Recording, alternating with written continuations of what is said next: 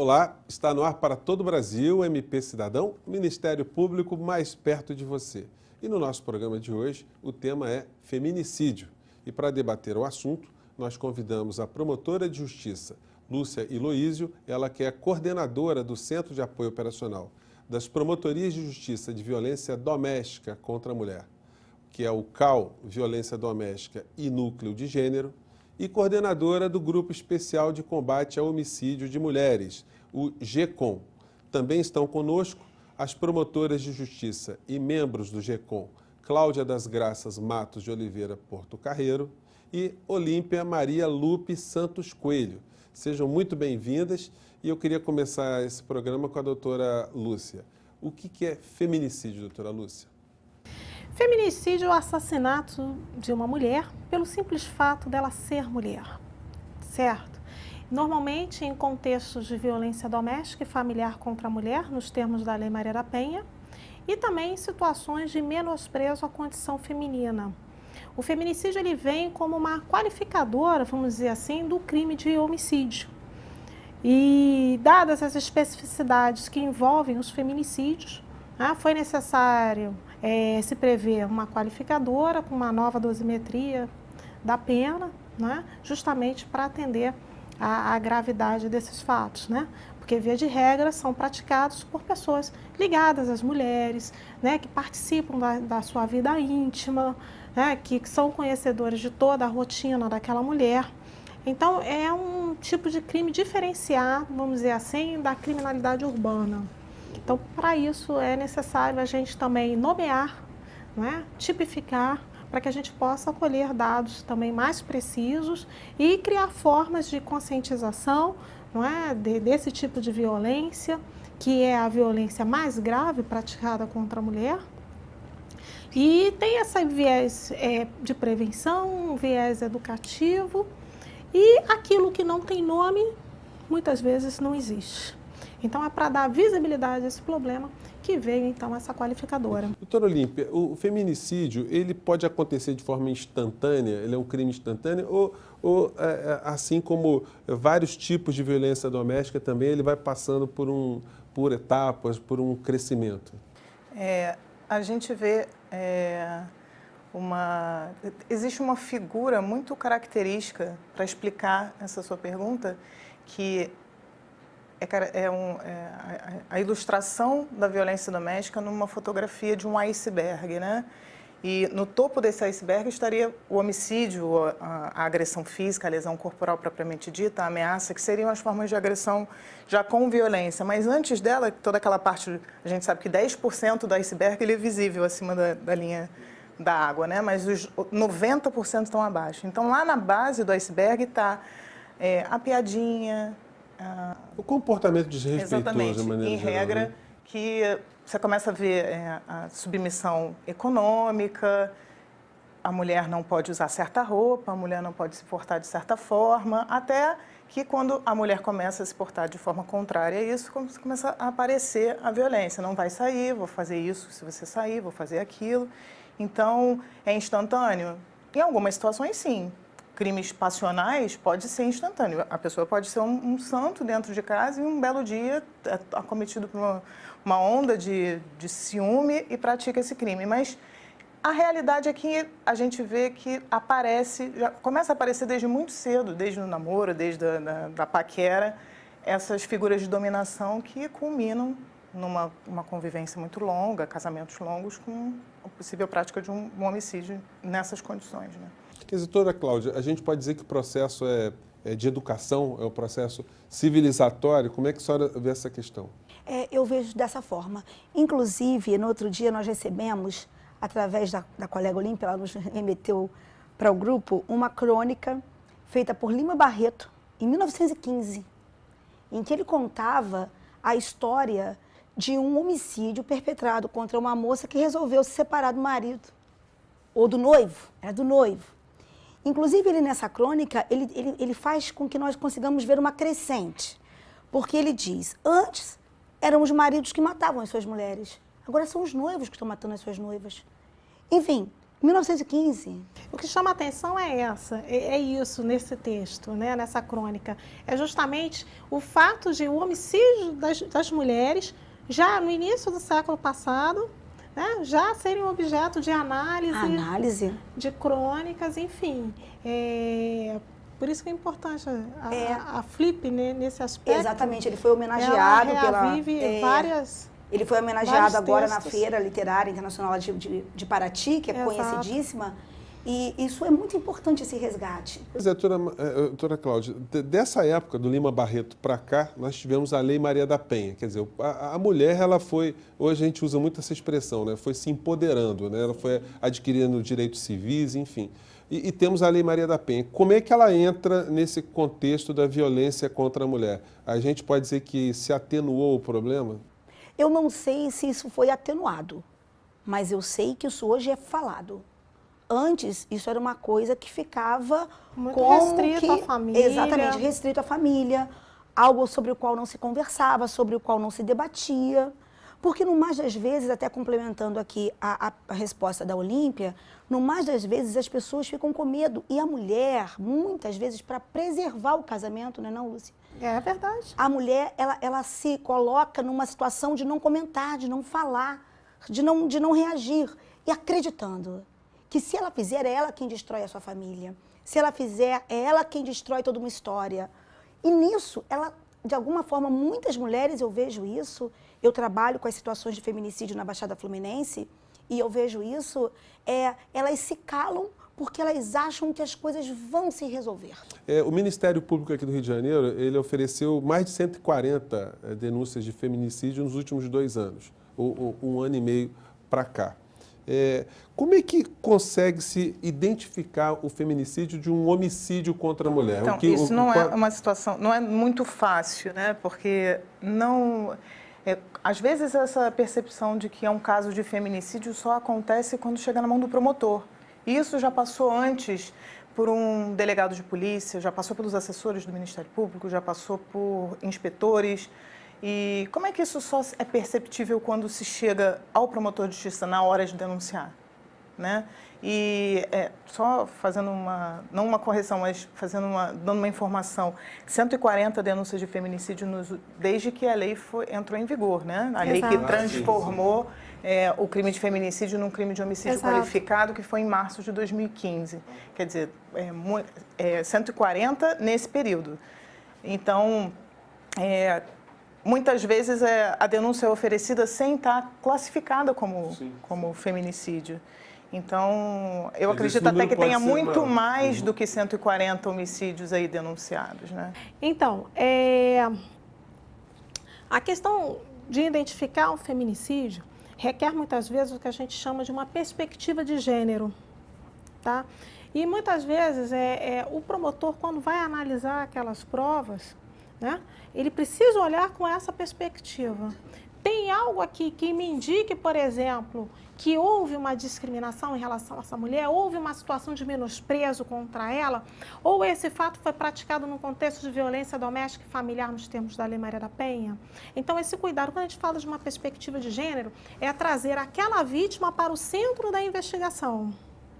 Tá? E se ela tiver sobrevivido, se for o caso, por exemplo, de uma tentativa, né, tomar todas as cautelas de encaminhamento dessas vítimas também para os serviços de atenção, de acolhimento. Muitas das vezes ela vai precisar de algum apoio, até mesmo psicológico, se isso se demonstrar viável, né? E a gente pode, por meio do processo, fazer os encaminhamentos, orientá-la, enfim. Então, é colocar a vítima no centro da atenção. Ficar atento também às questões quando é possível a gente, por exemplo, requerer a indenização em prol daquela vítima, né? Ou o que o GECOM tem feito com o que o GECOM tem regularidade. Entende? Então, por conta disso mesmo, dessa necessidade desse olhar, é que foram lançadas também no ano passado as diretrizes para investigação e processamento, julgamento dos crimes de feminicídio. Doutora Lúcia, vamos falar sobre esse ponto no próximo bloco? A gente vai ter que fazer um pequeno intervalo, a gente volta já já. MP Cidadão, já contigo. Até já.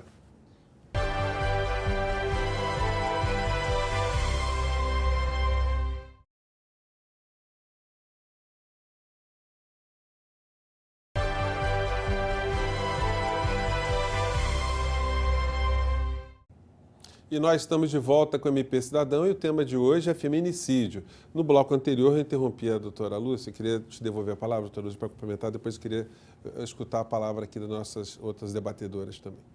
Bem, outra situação que eu considero extremamente relevante, né, que todos devem ficar atentos, é que muitos desses feminicídios, eles ocorrem justamente quando a mulher reconhece que está numa relação abusiva, numa relação permeada por violência e decide se separar daquele agressor, tá? Esse é um momento de maior risco, muitas vezes, para essa mulher, né? Porque há efetivamente o risco dela vir a ser assassinada, né?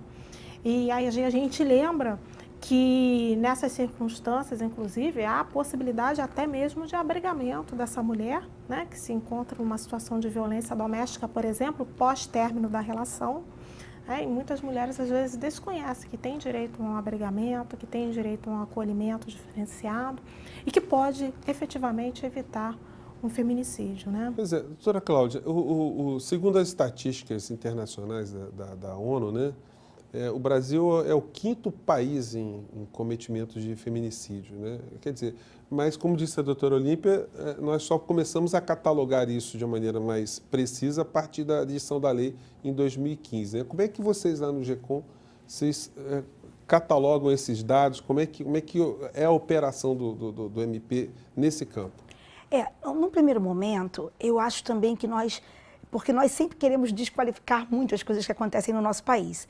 Esse número também, que faz com que o Brasil seja o 5º maior, também se justifica pelo fato do Brasil ser um país enorme, de um país que tem uma população que está também entre as maiores do mundo.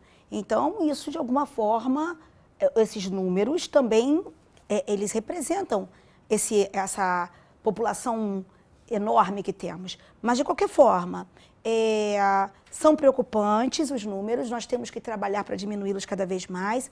E a nossa grande, acho que a grande tarefa nossa, o grande desafio nosso lá no GECOM é justamente, como a doutora Lúcia disse, é justamente detectar os casos que estão sendo tratados como homicídios comuns e que são casos de feminicídio. Então, qual o diferencial do grupo? O grupo que trabalha, é importante dizer, em auxílio aos colegas, tem apenas essa missão de trabalhar os feminicídios.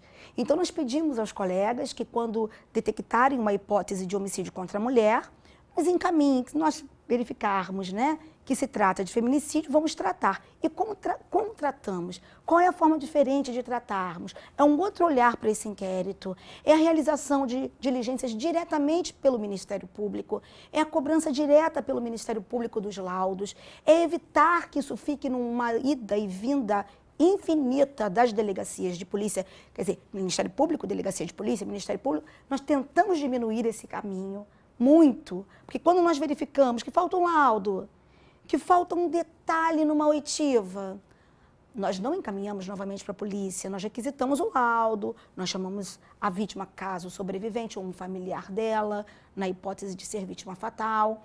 E isso, eu acho que tem sido, esse atuar tem sido o diferencial que nos tem possibilitado aumentar em muito o número de denúncias. Pois é, doutora Olímpia, o feminicídio, enfim, tem uma figura técnica que, enfim, é homicídio contra a mulher. E tem outras figuras que podem funcionar como meio, menosprezo, a discriminação. Como é que isso fica dentro da qualificação? Na verdade, a qualificadora ela tem duas previsões, né? A primeira é um crime praticado contra a mulher no contexto de violência doméstica, e aí, nesse caso, englobaria não só o marido, mas uma relação entre irmãos, entre pai e mãe, entre pai e filha, ou entre o filho e a mãe.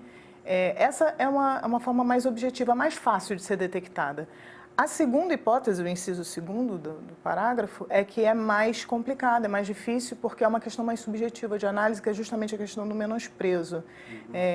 Na minha atuação no grupo, desde que eu passei a integrá-lo, né, eu me lembro de ter feito uma denúncia lá em Friburgo, até eu e Lúcia travamos uma intensa discussão se aquilo seria ou não uma causa seria ou não um feminicídio, porque no caso específico, o autor do fato, né, na hipótese foi uma tentativa de homicídio.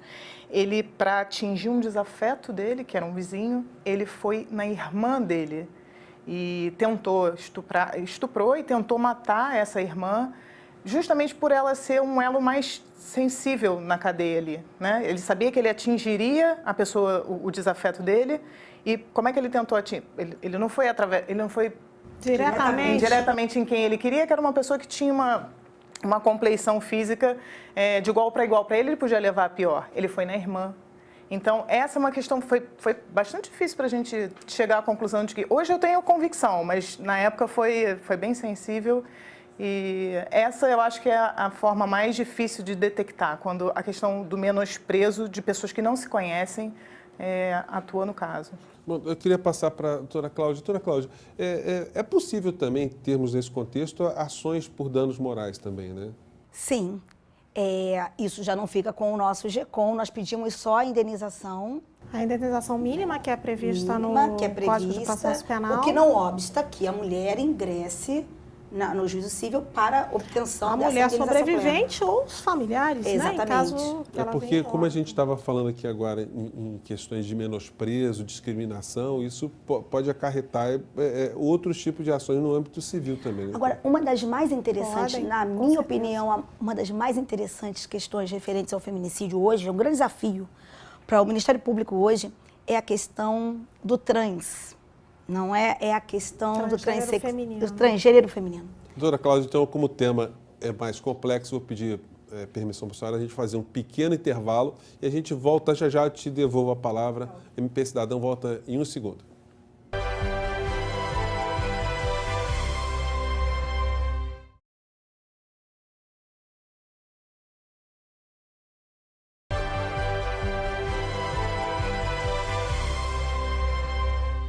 E nós estamos de volta com o último bloco do nosso programa de hoje e nós estamos falando de feminicídio. No bloco anterior, eu interrompi a doutora Cláudia, ela estava começando a tratar de outro aspecto que são os crimes dentro do universo dos trans. Como é que a senhora...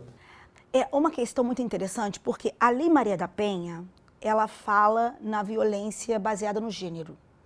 Gênero não tem a ver com o seu sexo biológico, com o sexo biológico da vítima. Gênero, em uma análise bastante curta, é a forma pela qual nós nos identificamos, ou com a qual nós nos identificamos. Isso está pacificado, doutora Cláudia? É isso que é importante dizer.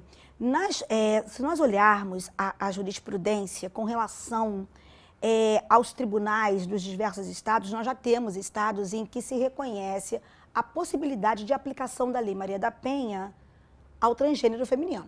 Vários estados, inclusive com precedentes aqui no Rio de Janeiro também. Porém, nós ainda não temos essa questão pacificada, embora tenhamos uma questão bastante interessante, que é a própria recomendação do Grupo Nacional de Procuradores, do Conselho Nacional de Procuradores Gerais, que recomenda a todos os promotores no Brasil que se utilizem da Maria da Penha quando se tratar de transgênero feminino. Porém, na questão do feminicídio, nós temos uma barreira. Porque a lei, ela fala de homicídio perpetrado contra mulher. Ela não fala do gênero. Da condição de sexo feminino. Que foi uma alteração de última hora na edição da lei, né? Que o projeto de lei original dizia gênero. Exato. E os deputados fizeram a emenda para constar mulher. Pois é, isso uma influência de bancadas... que tinham interesses vinculados a... E as senhoras que operam com o direito penal, né? A gente sempre explica que não podemos fazer a interpretação de forma extensiva quando é para se alcançar o réu. Então, essa questão aqui, específica acaba sendo um muro, né? No caso aqui, a lei, ela não cita o gênero, ela cita sexo feminino, mulher. E aí a questão da impossibilidade de nós usarmos para incriminar com a qualificadora, por conta do princípio da legalidade estrita que nos rege, faz com que nós tenhamos essa barreira. E isso é algo que eu acredito que é algo porque nós deveríamos lutar. Nós deveríamos lutar para que isso seja modificado. Pois é, eu queria colocar duas questões para a doutora Lúcia no mesmo pacote. Primeiro, aqui no Rio de Janeiro, se tem a notificação da Secretaria de Segurança Pública, que no último ano a gente teve quase 50 mil notificações de agressões contra a mulher. E um outro dado que grande parcela dessas mulheres, elas são negras. Como é que a senhora pode comentar essas duas questões? Bem, muito da violência contra a mulher tem a ver diretamente com a questão da discriminação que existe em relação às mulheres, né? Isso é fato. Isso, vários estudos apontam e sinalizam para esse viés. Agora, quando você inclui a questão da mulher negra que sofreu em maior quantidade esse tipo de violência, aí a gente tem que agregar uma outra situação de discriminação. Além da discriminação pelo fato dela ser mulher, se soma aí a discriminação decorrente do racismo, tá? E isso pode ter uma série de interferências, né?